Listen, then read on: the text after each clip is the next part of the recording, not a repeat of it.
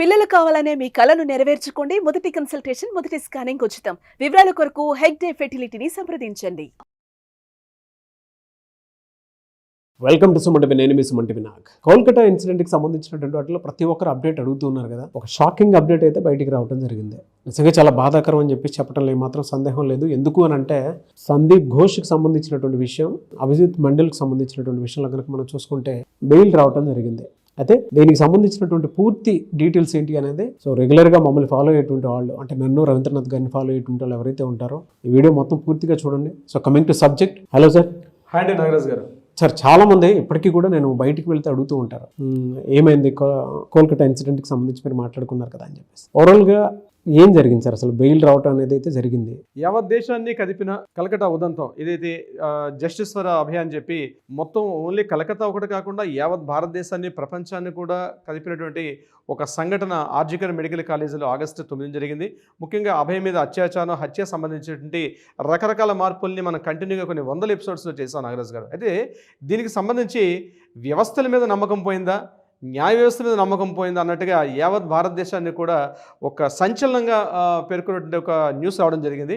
ఆ న్యూస్ ప్రధానంగా ఏంటంటే, ఎవరైతే ఏదైతే ఆర్జికర్ మెడికల్ కాలేజ్ సంబంధించి ఆర్జికర్ మెడికల్ కాలేజ్ ప్రిన్సిపల్ ఏంటంటే సందీప్ ఘోష్, అదేవిధంగా ఏదైతే మెడికల్ కాలేజీకి సమీపంలో ఉంటే తలా పోలీస్ స్టేషన్లో, ఆ తలా పోలీస్ స్టేషన్ అదే మనం సిఏ అంటాం, అక్కడ ఎస్ఓ అంటారు, ఆ ఎస్ఓని అనేటువంటి అభిజిత్ మండల్ ఇద్దరిని కూడా అరెస్ట్ చేశారు. అంటే ఒక ఆయన కంప్లీట్గా సాక్ష్యాలను తారుమారు చేశారు. సందీప్ ఘోష్ తన మెడికల్ కాలేజీలో 3వ ఫ్లోర్లో జరిగినటువంటి ఏదైతే సంఘటన జరిగిందో, ఏదైతే అత్యాచారం జరిగిందో ఆ కేసుకు సంబంధించి పూర్తిగా సాక్ష్యాధారాలను తారుమారు చేయడంలో కీలక పాత్ర పోషించారు అన్నటువంటి విషయంలో సందీప్ ఘోష్ గారిని అరెస్ట్ చేశారు. అంటే సందీప్ ఘోష్ మీద 2 కేసులు నమోదైనాయి. ఒకటి ఆర్థిక అవకతవకలు పాల్పడ్డారు, కాలేజీలో వచ్చినటువంటి అనేక ఫండ్స్ని ఆయన మిస్లీడ్ చేశారు, డైవర్ట్ చేశారని చెప్పి ఎన్ఫోర్స్మెంట్ డైరెక్టరేట్ ఒక కేసు పెట్టారు, అదేవిధంగా సిబిఐలు కూడా కేసు పెట్టారు. ఈ 2 కాకుండా ప్రధానంగా ఈ కేసుకు సంబంధించి ఏదైతే అభయ్ యొక్క అత్యాచారానికి సంబంధించి ఏదైతే కేసు జరిగిందో దాంట్లో కీలకంగా సాక్ష్యాలను తారుమారు చేశారు అన్నటువంటి విషయం మీద ఈయన మీద కూడా ఎఫ్ఐఆర్ నమోదైంది. అదేవిధంగా దీనికి సంబంధించి అభిజిత్ మండల్ ఎవరైతే ఇప్పుడు నేను చెప్పినటువంటి తలా పోలీస్ స్టేషన్ ఎస్ఓ అయినటువంటి అతను కూడా వీళ్ళిద్దరూ కుమ్మక్కయ్యి ఈ కేసును పూర్తిగా తప్పుదో పట్టించారు.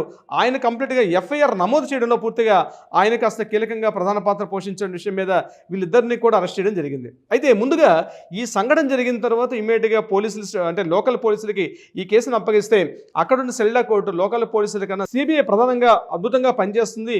ఈ లోకల్ అయితే ఇన్ఫ్లుయెన్స్ చేస్తారు లోకల్ పోలీసుల మీద, కాబట్టి సిబిఐ అయితే పూర్తిగా ఒక నిరూపణ చేస్తున్న ఉద్దేశంతో సిబిఐకి హ్యాండ్ ఓవర్ చేయడం జరిగింది. సిబిఐ ఈ విషయం చెప్పడం నేను చాలా బాధపడుతున్నానండి. ఫస్ట్ ఆఫ్ ఒక అడ్వకేట్గా నేను చాలా బాధపడుతుంది ఏంటంటే, 90 రోజుల పాటు అంటే యాజ్ పర్ లీగల్ రూల్స్ ప్రకారం 90 రోజుల్లో ఒక కేసు అరెస్ట్ అయిన తర్వాత వితిన్ 90 డేస్లో ఛార్జ్ షీట్ ఫైల్ చేయకపోతే బై డిఫాల్ట్ ఎట్టి పరిస్థితుల్లో అయినా సరే అతను ఎవరైతే అరెస్ట్ చేశారో ఆ వ్యక్తికి బెయిల్ మంజూరు చేయడం బై డిఫాల్ట్ జరుగుతుంది. ఇది మన యొక్క న్యాయ వ్యవస్థ యొక్క విధి విధాన రూపకల్పన. అయితే ఈ విషయం తెలిసి కూడా సిబిఐ వాళ్ళు వితిన్ 90 డేస్లో ఈ కేసుకు సంబంధించి ఒకటి సాక్ష్యాధారాలు తారుమారు చేశారనే విషయం కావచ్చు, ఇంకొకటి ఎఫ్ఐఆర్ నమోదు చేయడంలో కూడా జాప్యం చేశాడు. ఈ 2 అభియోగాలతో ఎదుర్కొన్నటువంటి అభిజిత్ మండల్, సందీప్ ఘోష్ ఇద్దరి మీద కూడా ఛార్జ్ షీట్ ఫైల్ చేయడంలో 90 డేస్ మాకు సరిపోదు, అదనంగా మరికొద్ది రోజులు కావాలని చెప్పి నిన్న శనివారం నాడు అక్కడ కోర్టులో మాట్లాడిన తర్వాత ఇమీడియట్గా అభిజిత్ మండలి యొక్క అడ్వకేట్స్ ఎవరైతే ఉన్నారో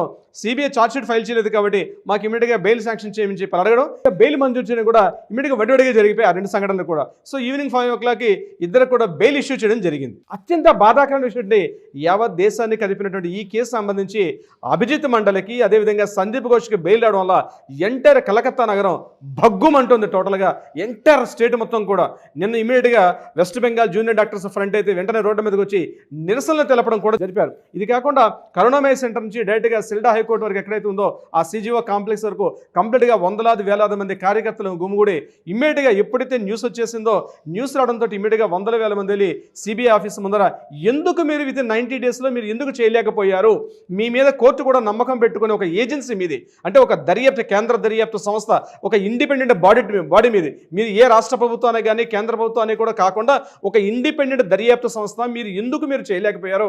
కారణాలు చెప్పాల్సిన అవసరం దేశ ప్రజానీకానికి మీరు సమాధానం చెప్పాలన్నటువంటి ఒక కారణంతో ఎంటైర్ రాష్ట్ర వ్యాప్తంగా ఉన్నటువంటి అనేక మంది జూనియర్ డాక్టర్స్ ఇమీడియట్గా కరుణామయ సెంటర్ నుంచి ఆ ప్రదేశానికి వెళ్ళడం, ఇమీడియట్గా వాళ్ళందరూ కూడా అడిగినప్పుడు కూడా పోలీసులు పెద్ద లాఠీచార్జ్ చేయడం, ఒక అల్లకల్లోనూ మళ్ళీ కలకత్తా నగరంలో స్తబ్దంగా ఉన్నటువంటి కలకత్తా నగరంలో మరలా అలజడి రేగే ప్రయత్నం జరిగింది. దీనికి సంబంధించి రాష్ట్రంలో అందరూ కూడా ఇది మమతా బెనర్జీ గారు ఇందులో ఏమైనా కీలకమైన హస్తంగా ఉందా, ఈవెన్ సిబిఐని కూడా ఇన్ఫ్లుయెన్స్ చేసే స్థాయికి మమతా బెనర్జీ గారు లేదా, ఎందుకు కేంద్ర ప్రభుత్వం దీని మీద చర్యలు తీసుకోవడం లేదు అన్న విషయం మీద ఇప్పటికి ఒక మిలీనియం క్వశ్చన్గా అయితే మిగిలిపోయింది. అయితే ఈ రెండు ఇలా జరుగుతుండగా మరొక ఇంట్రెస్టింగ్ న్యూస్ ఏదంటే ఉందంటే, ముఖ్యంగా యాక్చువల్గా ఈ కేసు జరగగానే ప్రభుత్వం అంటే రాష్ట్ర ప్రభుత్వం ఇమీడియట్గా ఈ తల్లిదండ్రులు బాధిత కుటుంబీకురాలు యొక్క తల్లిదండ్రులకు సంబంధించి ఒక వ్యక్తిని ఒక న్యాయవాదిగా అపాయింట్ చేశారు. బాధిత కుటుంబీకురాలు ఎవరైతే ఉన్నారో ఈ అభయకి సంబంధించిన పేరెంట్స్ సపోర్ట్గా వికాస్ రంజన్ భట్టాచార్య అనేటువంటి ఒక న్యాయవాద బృందాన్ని ఏర్పాటు చేయడం జరిగింది. అయితే ఆ న్యాయవాద బృందం కరెక్ట్గా పనిచేయట్లేదని చెప్పి మరలా ఇమీడియట్గా సెప్టెంబర్లో, అంటే ఆగస్టులో ఈ సంఘటన జరిగింది, సెప్టెంబర్లో వికాస్ రంజన్ భట్టాచార్య దగ్గర నుంచి ఇమీడియట్గా వృందా గ్రోవర్కి చాలా పవర్ఫుల్ అసోసియేట్స్. వృందా గ్రోవర్ అంటే దేశవ్యాప్తంగా ఎన్నో సంచలన కేసులు వాదించినట్టు న్యాయవాది వృందా గ్రోవర్కి ఈ కేసును హ్యాండ్ ఓవర్ చేయడం ఈ అసోసియేట్స్ జరిగింది. అయితే ఒకవైపు సందీప్ ఘోష్కి అభిజిత్ మండలికి బెయిల్ రావడం ఒక విషయం అయితే, మరొక సాడ్ న్యూస్ ఏంటంటే వృందా గ్రోవర్ ఇమీడియట్గా ఈ కేసు నుంచి నేను తప్పుకుంటున్నాను, నేను ఈ కేసును డీల్ చేయాలని చెప్పి ఎంటైర్ హైకోర్టు నుంచి, సుప్రీంకోర్టు నుంచి, సెల్డా సెషన్స్ కోర్టు నుంచి టోటల్గా 3 కోర్టుల నుంచి కూడా వృందా గ్రోవర్గా అక్కడ నుంచి నేను ఈ కేసు నుంచి విత్డ్రా నేను తప్పుకుంటున్నాను, వీలైతే ఈ తల్లిదండ్రులు నేను సపోర్ట్ చేయను, వేరే వాళ్ళని సూచించమని చెప్పి టోటల్గా వృందా గ్రోవర్ అసోసియేట్స్ మొత్తం టీం అందరం కూడా న్యాయవాదుల బృందం ఈ బాధిత కుటుంబీకుల లేక తల్లిదండ్రుల నుంచి వాళ్ళ మీద విరమించుకోవడం కూడా ఒక చర్చనీయాంశం జరిగింది. ఈ రెండు సంఘటనలు కూడా వడివడిగా జరిగిపోయి, ఒకవైపు బెయిల్ రావడం, ఒకవైపు అడ్వకేట్స్ బృందం పూర్తిగా డిఫాల్ట్ అవడం. అంటే వీళ్ళు ఇప్పటివరకు సుమారుగా ప్రతి సెషన్లో కూడా సెప్టెంబర్, అక్టోబర్ అంటే ఆగస్టులో జరిగింది, ఆగస్టులో మాత్రం వికాస్ రంజన్ భట్టాచార్య చేసుకున్నారు.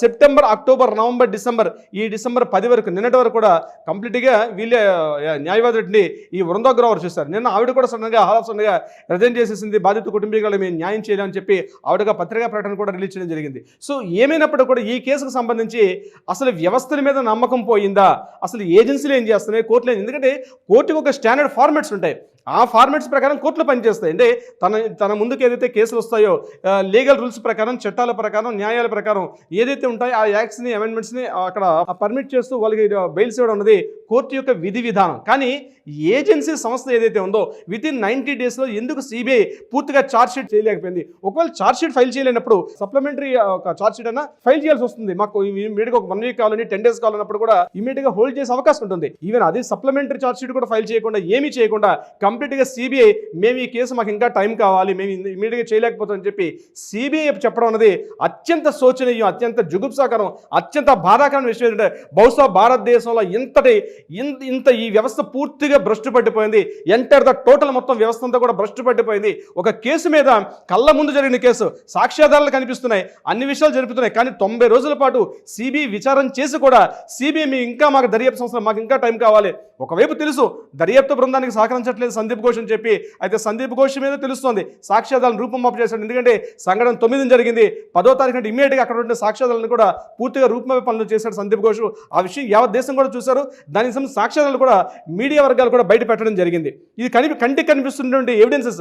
అట్ ద సేమ్ టైం తలామండల్లో పిఎస్లో కూడా కేసు నమోదు టైమింగ్స్ కూడా కంప్లీట్గా మనకి ఎఫ్ఐఆర్ నమోదైన సమయం కూడా సుమారుగా మార్నింగ్ 3:30-4 గంటలు జరిగితే రాత్రి 10 గంటల వరకు ఎఫ్ఐఆర్ నమోదు చేయకపోవడం, ఇన్ని రకాల తప్పులు ఇటువైపు అభిజిత్ మండలి కనిపిస్తున్నాయి, సందీప్ ఘోష్ కనిపిస్తున్నప్పుడు కూడా ఇమీడియట్గా ఈ రెండు ఫైల్ చేయడం విషయంలో ఎందుకు ఇంత నిర్లిప్తత, ఎందుకు ఇంత నిర్వేదం, ఎందుకు ఈ సిస్టమ్స్ ఎందుకు ఫెయిల్ అవుతున్నాయి? ఒక బాధితురాలు ఎవరైతే ఉన్నారో అభయకు మాత్రం న్యాయం జరగలేదు. 90 డేస్ అవుతుంది పూర్తిగా కలకత్తా అత్యాచారానికి సంబంధించి, వైద్యురాల ఘటనకు సంబంధించి పూర్తిగా మన వ్యవస్థ యొక్క లోపం, ప్రభుత్వాలు కాకుండా పూర్తిగా వ్యవస్థలన్నీ కూడా భ్రష్టు పట్టిపోయాయి. అందుకే రోజుకు కేసు చూస్తున్నాం నాగరాజు గారు.